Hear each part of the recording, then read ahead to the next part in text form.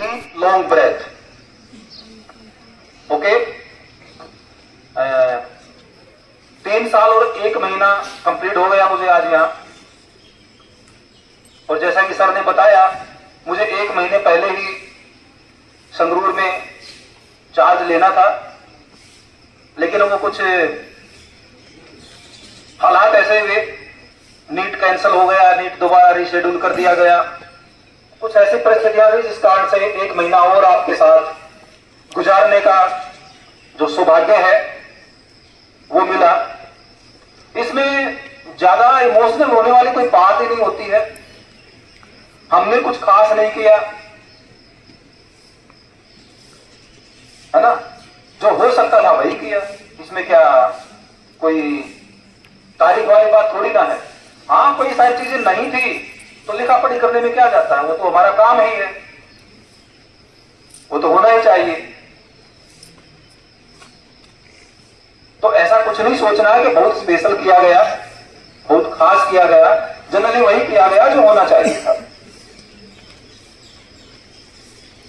Infrastructure develop हो गया आपका काफी, और भी होगा।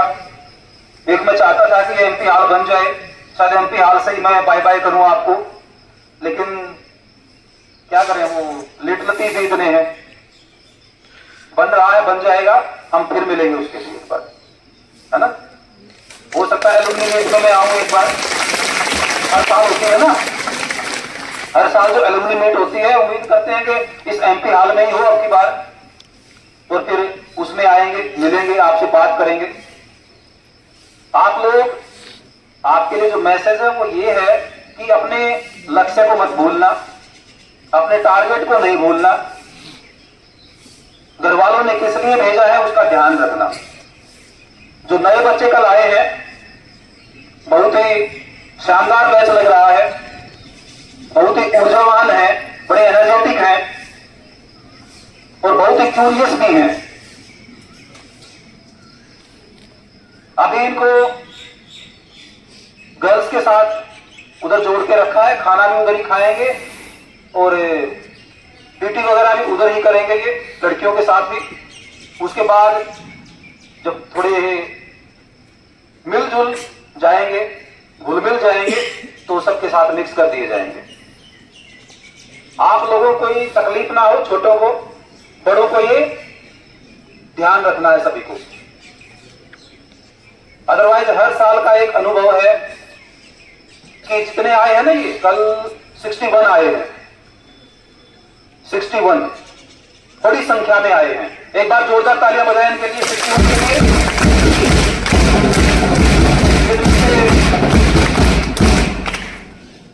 शायद 9-10 बच्चे और आने हैं, आजकल आ जाएंगे।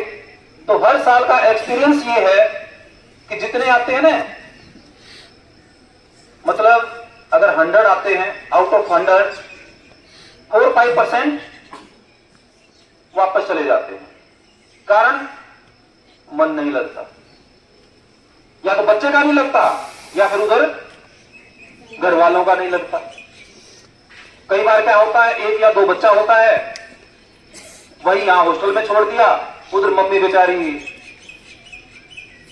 आंसू बहाती है, हाय मेरा लाल, एक ही है, वही हॉस्टल में रह रहा है, क्या फायदा, वापस बुला लेती है। तो आप कोशिश करना कि सभी के सभी अपना मन लगा करके यहां रहें। और आप तो कोशिश करें ही, साथ साथ जो आपके बड़े भाई बहन हैं और हमारे अध्यापक साहिबान हैं, वो भी कोशिश करें कि इन सब का मन लगा रहे। अदरवाइज देखो, सब जानते हैं यहां पे एक लंबी लाइन है, लगभग आपके पीछे 800-700 बच्चे और खड़े हैं जो इंतजार कर रहे हैं कि कोई एक जाए और मैं आऊं। लंबी वेटिंग लिस्ट होती है, तो कोशिश करें आप बने रहें, क्योंकि आप टॉपर हैं। आप ही विद्यालय में रहें तो ज्यादा अच्छा रहेगा। तो इन सब का हम हार्दिक अभिनंदन करते हैं, स्वागत करते हैं। और एक सूचना आपके लिए और जो बताई गई थी, मैंने बता दी थी शायद, एक 9th क्लास और आएगी, पूरी 9th क्लास। अभी तो एक ही है ना 9th में, एक 9th पूरी और आएगी अभी, क्योंकि विद्यालय फुल फ्लैज हो गया है। मैंने अपने 3 साल के कार्यकाल में आते ही पहले ही साल इसको कैटेगरी बी से ए में कर दिया था। कैटेगरी बी का मतलब क्या था? 40 स्टूडेंट्स इनटेक होंगे। कितने? 40। लेकिन जिस साल हम आए उस साल तो हम कुछ कर नहीं सकते थे, अगले साल ही कितने हो गए थे? 80, जो अभी शायद 9th में हो गए, है ना? ये दीपांश भारती शायद उसी बैच का है। अच्छा, ये तो अभी ओके 8th में हो गए हैं। 2 सेक्शन है तुम्हारे, ओके। तो अब लगभग सभी क्लासेस में पूरे 80 स्टूडेंट्स होंगे। ये आपका सौभाग्य है कि विद्यालय फुल फ्लैज स्ट्रेंथ पे चलेगा, चलना भी चाहिए। अदरवाइज जो देश के संसाधन हैं, देश के रिसोर्सेज हैं, उनका क्या होता है? अपव्यय होता है, फुल्ली यूटिलाइज नहीं होते। इसलिए हमारे कमिश्नर साहब का भी और जितने भी उच्च अधिकारी हैं उनका टारगेट यही है कि किसी भी क्लास में 80 से कम स्टूडेंट नहीं होने चाहिए। और आप देख रहे होंगे कि ओनली अभी 10th को छोड़कर बाकी सभी क्लासेस में विद्यार्थी पूरे 80 की स्ट्रेंथ होगी। अगर नहीं कहीं मिलते तो कहीं से भी लाओ, लेकिन स्टूडेंट्स 80 होने चाहिए। तभी जो हमारे रिसोर्सेज हैं उनका क्या होगा? ऑप्टिमम जो यूटिलाइजेशन है वो हो पाएगा। तो सब लोग प्रॉपर ढंग से पढ़ें, छोटे बच्चों को अपने में एडजस्ट करें, ये मेरी आपसे गुजारिश है। हम सभी की गुजारिश है ये। किसी बच्चे को परेशान नहीं होना चाहिए। सीनियर सभी थोड़ा सा इनसे बचें, इनसे दूर रहें। कईयों के कजन होंगे, कईयों के रिलेटिव्स होंगे, अभी इनको ज्यादा आपने अपने पास नहीं बुलाना है। हो सकता बड़ी जल्दी है ये, पहले तो आप इनको बुलाओगे प्यार से,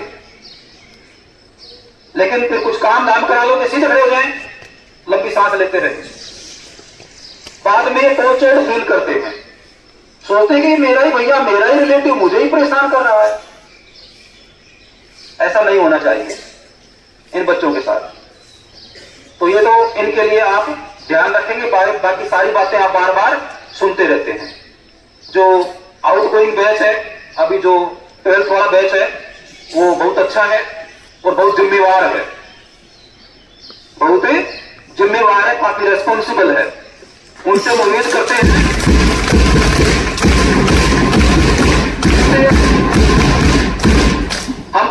हैं कि जो 10th का रिजल्ट तो हमारा अच्छा रहता है लगभग हर साल, 12th के रिजल्ट को भी ये टॉप में लेके जाएंगे।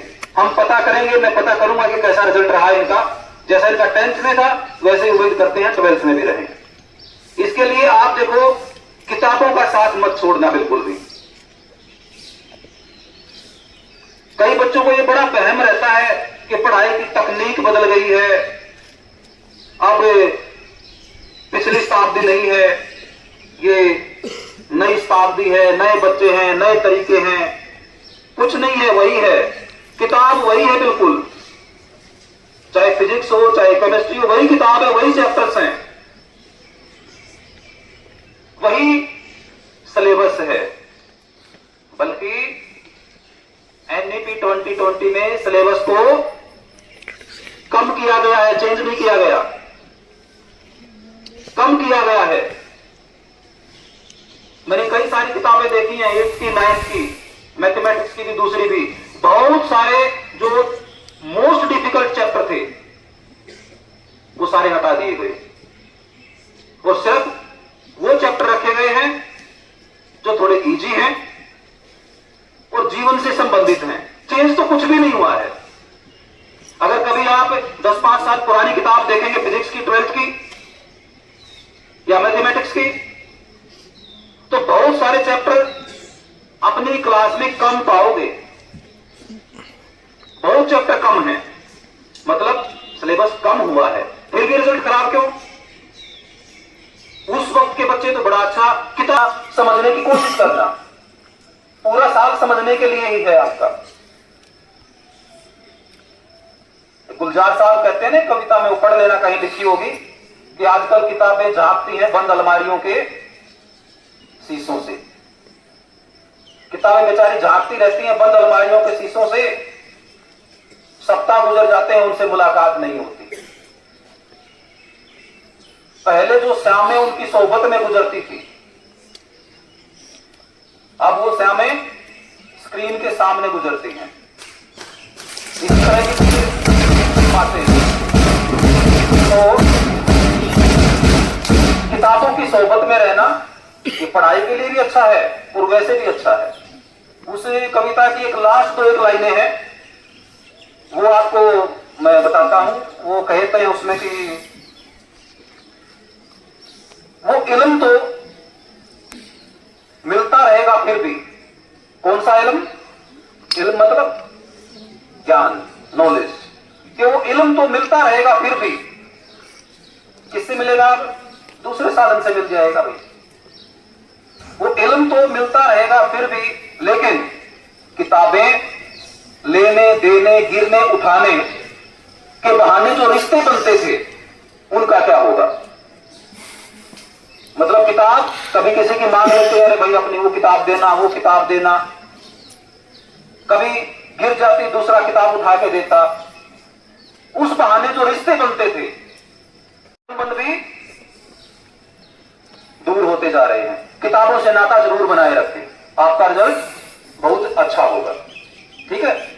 और जैसा कि सर ने बताया, आज मुझे भी नए स्कूल में जाकर के चार्ज लेना है। आज चलूंगा, कल पहुंचूंगा, आज यहां से रिलीव हो जाएंगे। ये मिलना जुलना, आना जाना, ये तो जिंदगी का एक हिस्सा होता है।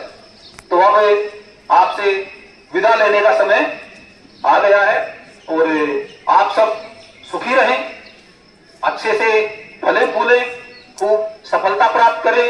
इन्हीं कामनाओं के साथ ये जो विद्यालय का चार्ज है मैं वाइस प्रिंसिपल साहब को हैंडओवर करता हूं। आप सब खुश रहें। Thank you. Have a nice day and nice academic year ahead. Thank you.